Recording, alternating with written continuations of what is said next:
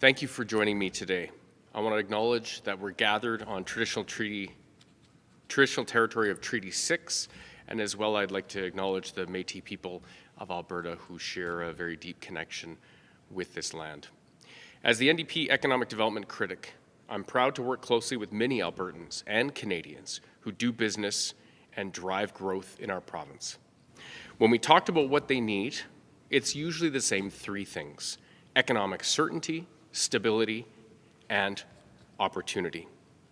The Danielle Smith Sovereignty Act creates none of these conditions. It only spurs chaos, drives away investment, and kills jobs. That's not just me talking. That's the heads of the Calgary Chamber of Commerce, the Canadian Chamber of Commerce, and the Canadian Association of Petroleum Producers. Not to mention countless constitutional lawyers, political scientists, and others who have questioned the credibility of this bill, and who have described the power grab contained inside as perhaps the most undemocratic thing the Alberta legislature has ever seen. Let's be clear. The Sovereignty Act being put in place by Canadian provinces, if the Sovereignty Act was put in place by other Canadian provinces, there would be no TMX. Sometimes the challenges we face require national solutions. And I was proud to be part of a government that delivered on the first pipeline to Tidewater in 50 years. Now, over the weekend, Danielle Smith finally admitted that her bill is flawed and hurts democracy. She then mused about bringing forward amendments to clarify this bill to potentially undo some of the harmful pieces contained within it.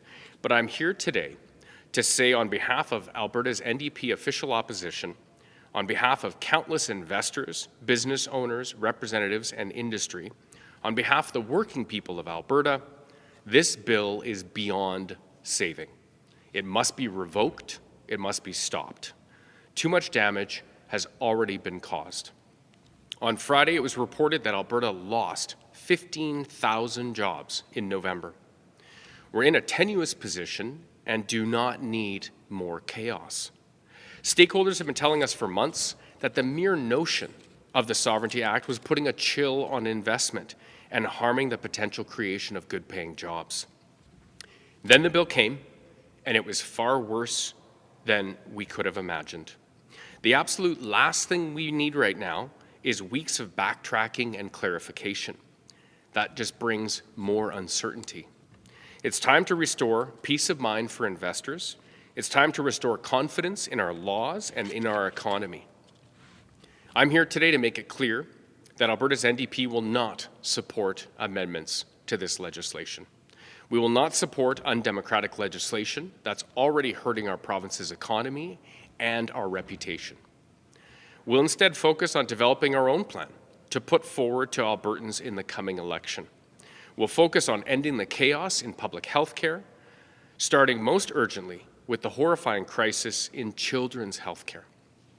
Something that as a father, as myself, has hit me quite hard this weekend. As I was pleased to see our leader, Rachel Notley, introduce legislation on Thursday to guarantee health care will be there for you, for Albertans, when and where they need it. We'll focus on addressing the affordability crisis facing our constituents and Albertans that is unlike anything we've seen in decades. And we'll focus on building a resilient economy filled with good-paying jobs for now and future generations. Thank you, and with that, I'm happy to take questions. Thank you, and we'll open up the lines for questions. A reminder to press *9 if you're dialing in, or use the raise hand function on Zoom. Please state your name and outlet at the top, and keep it to one question and a follow-up, please. Go ahead, caller. Your line is open.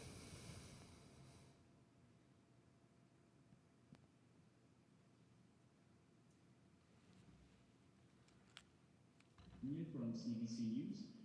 Would an NDP government definitely repeal the Sovereignty Act? Yes, 100%. Do you have a follow-up, Rafi? Yeah, in 2019, part of the reason you lost is because you were portrayed as too obsequious to the federal government with accusations of the Notley-Trudeau alliance. Do you not risk being painted with the same brush here as you look at a new provincial election just a few months away? So what we're doing here is standing up for Alberta and for Alberta's economy. This bill is toxic for our reputation and for investment. It's put a chill on investment months ago when Danielle Smith first started musing about the Sovereignty Act. Our position today is that regardless of the size or number of amendments that the government tries to bring in, this bill cannot fix the damage that's been done to Alberta's reputation. The only way to restore our reputation is to kill this bill. Investors need to know that there aren't two sets of government with two different laws and two different ways of doing business. I can tell you that time and time again when we were government, we stood up to the Trudeau government. There is a process when provinces deem the federal government's overreached. We took the federal government and the Trudeau government to court ourselves. We stood up in the Senate and talked about how damaging Bill C-69 would be and is. We also stood up for the Trans Mountain Pipeline, and because of Rachel Notley's insistence and refusing to back down, we twisted Justin Trudeau's arm to buy the TMX so that that pipeline would not die. This is the first pipeline that's being built in 50 years to Tidewater in Canada, and that was done under an NDP government. Thank you. We'll go to our next caller. Go ahead, Catherine. Your line is now open. Yeah, hi, Catherine Grafowski with Alberta Today here. So I understand that your message is that you're fundamentally opposed to everything about this act and you believe it's beyond redemption. But I'm wondering if you're voting against an amendment that says, no, Cabinet should not have that authority to rewrite legislation behind closed doors. If you're voting against that amendment, does it not send the signal that you're okay with that part of it? I'm just confused about the strategy there. Could you explain? Yeah, sure, happy to. So, no, I mean, first of all, that power is completely undemocratic, but the problem and the reason we're not going to vote in favor of amendments is there is no fixing this bill. Investors, with a bill called the Alberta Sovereignty Act, it has already sent investments tumbling. And so investors have reached out to us and told us that, you know, unless this government scraps this bill, they are looking to other jurisdictions in Canada to invest in. We've had organizations like the Canadian Association of Petroleum Producers, the Chambers of Commerce, all speaking out against this. None of them are saying, well, we can fix this bill and maybe we can try to create certainty that way. The problem with this bill is regardless of what is in it as far as details, it is chasing investment to other provinces out of Alberta. And for those reasons, we're going to stand up for the Alberta economy. And this bill in its entirety needs to go. The government needs to revoke it. Do you have a follow-up, Catherine? Yeah, and I guess there is, where we're at in the debate right now is on the referral amendment introduced by your caucus. So by hoping to refer this bill and saying, like, rewrite this whole thing, is there not a hope that it could be, I don't know, softened in such a way that, you know, like how Saskatchewan had a bill that said, hey, we're going to stand up for our areas of constitutional jurisdiction? Or is this completely and totally, even if it was written from top to bottom, just nothing will fix it? So nothing will fix this bill. The referral motion is actually my motion that's being debated in the chamber right now that would essentially kill this bill. And so, you know, our point is that provincial governments have the mechanisms and tools to be able to challenge the federal government when they overreach. We did it when we were government, and we did it successfully. And so this bill is not necessary. And you know, I don't know if following in Saskatchewan's shoes is necessarily something that Alberta wants to do or needs to do, considering our economy is bigger than Saskatchewan and British Columbia combined. We are in favor of standing up to Ottawa when we need to, and Rachel's proven that we have, and we will do it again in the future, and we know the tools that we have.